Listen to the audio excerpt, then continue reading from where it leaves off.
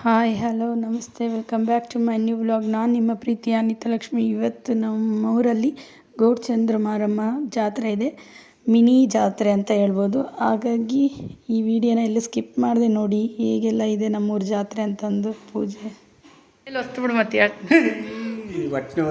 ಹೋಗಿ ಹಿಡ್ಕ ಬಾರಿ ನೀನು ನಿಮ್ಮ ಅಪ್ಪ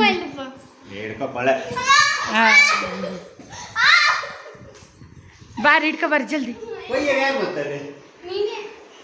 ಹಿಂಗೆ ತೋರಿ ಬರ್ತೀನಿ ಒಯ್ದು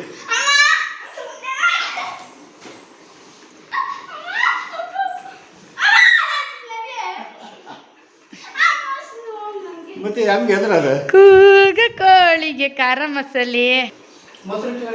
ನಮಸ್ಕಾರಗಳು. ಇವತ್ತು ನಮ್ಮೂರಲ್ಲಿ ಕೋಳಿ ಕೊಯ್ಯ ಹಬ್ಬ. ಕೋಳಿ ಕೊಯ್ಯ ಹಬ್ಬ ದೇವ್ರ ಹೆಸರೇನು? ಗೌಡಚಂದ್ರ ಅಂತ.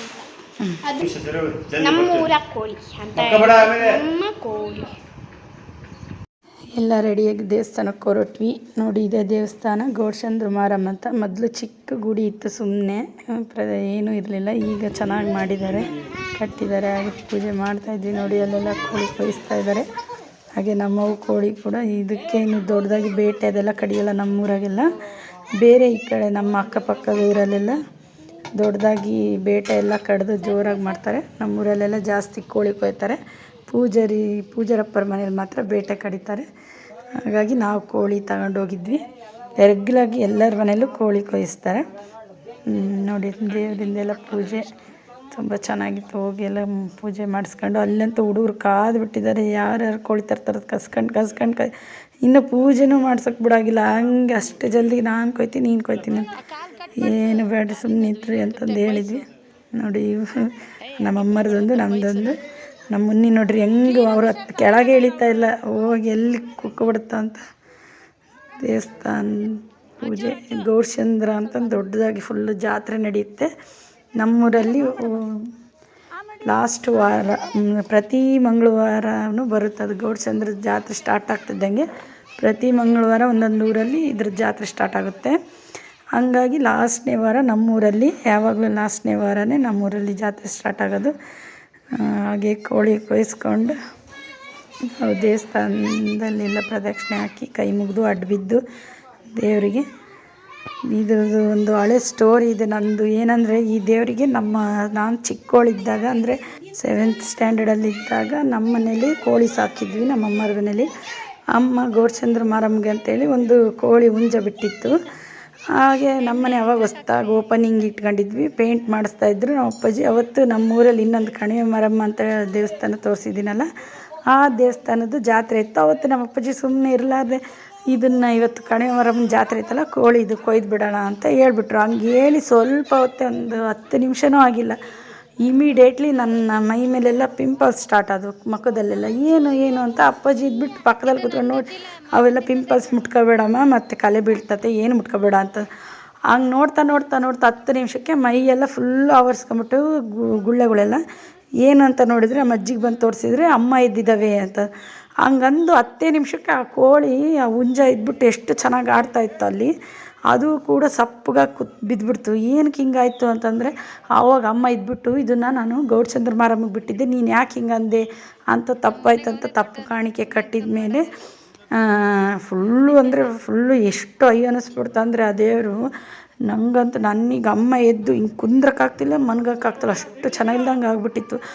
ಆಮೇಲೆ ಅದೆಲ್ಲ ಮಾತಾಡಿ ಅಜ್ಜಿ ಇದ್ಬಿಟ್ಟು ಏನಕ್ಕೆ ಹಿಂಗಾಯ್ತು ಅಂತಂದು ಎಲ್ಲ ಕೇಳಿದ ಮೇಲೆ ಈ ಥರ ಆಯಿತು ಅಂತಂದಿದ್ದಕ್ಕೆ ಆಮೇಲೆ ಹರಕೆ ಹೊತ್ವಿ, ಕೈ ಮುಗಿದು ಹಿಂಗೆ ತಪ್ಪು ಕಾಣಿಕೆ ಆಗ್ತೀನಮ್ಮ, ಹಿಂಗೆ ಏನು ತೊಂದರೆ ಕೊಡಬೇಡ ಅಂದ ತಕ್ಷಣ ಆವಾಗ ನಾನು ಮನ್ಕೊಂಡಿದ್ದಾಗ ನನ್ನ ಕನಸಲ್ಲಿ ಗೆಜ್ಜೆ ಹಾಕ್ಕೊಂಡು ದೇವಿ ಜಲ್ ಅಂತ ಎಗ್ರಿ ಹೋದಂಗೆ ಆಗ್ಬಿಡ್ತು. ಅವತ್ತು ನನಗೆ ಅಮ್ಮ ಸ್ವಲ್ಪ ಕಮ್ಮಿ ಆಯಿತು, ತಣ್ಣಗಾಯಿತು.